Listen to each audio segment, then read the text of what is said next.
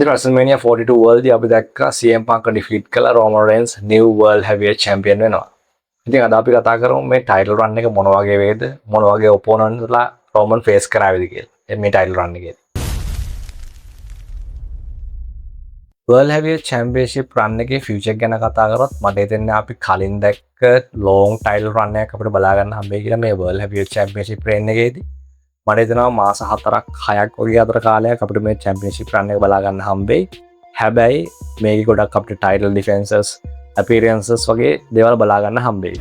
රෝමන්ගේ future opponents ලා ගැන කතා කරොත් මට හිතන්නේ දැම්ම WWE Roman and CM Punk rematch එකක් යවයි කියලා. So ගුන්තත් එක්ක රෝමන්ගේ feud එකක් යන WWE plan කරනවායි කියලා dirt sheet වල දැනන තියෙන informations වල තියෙනවා.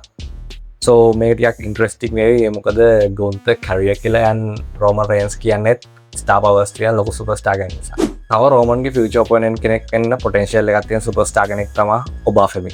ඉතින් අපි දැක්ක WrestleMania press conference එකේදී ඔබාෆෙමි call out කරන Roman Reigns. ඉතින් ගොඩක් දුරට මේ match එක SummerSlam වලදී add වෙවි and මට ගොඩක් දුරට හිතෙනවා රෝමන්ගේ title drop වෙන්න පුළුවන් හොඳම superstar ඔබාෆෙමි කියලා. ඒ මොකද එතකොට ඔබාෆෙමිට future එකක් build කරගන්නත් පුළුවන් and මේ storyline එකත් ගොඩක් epic වෙවි. තව මම personally බලන්න කැමති feud එකක් තමයි Roman Reigns versus Finn Balor feud එක. ඉතින් මේ වගේ feud එකක් build වුණොත් අතර මේ story එකත් epic වෙයි and match එකත් epic වෙයි. ගොඩක් දුරට Roman ගේ මේ title run එක ඉවර වෙන්න පුළුවන් මේ අවුරුද්දේ දින SummerSlam එකේ. මම එහෙම කියන්නේ press conference එකේදී Roman කිව්වා යා මුළු සමයක ඉවරනකම්ම මේ full time wrestler කෙනෙක් විදියට wrestle කරලා ඉන්න WWE ඉවර. So ගොඩක් දුරට SummerSlam වලදී Roman ගේ title එක drop වෙයි.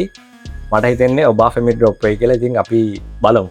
ඇත්තටම මේක ඔබාෆෙමිට ලොකු push එකක්. ඒ මොකද Roman Reigns වගේ කෙනෙක්ගෙන් title එක ඔබාෆෙමි ගන්නවා කියන්නේ ඒක ඇත්තටම ලොකු push එකක්. So ඕගොල්ලෝ මොකද හිතන්නේ මේ Roman Reigns ගේ title run එකේ future ගැන? බලලා comment එකක් දාන්න.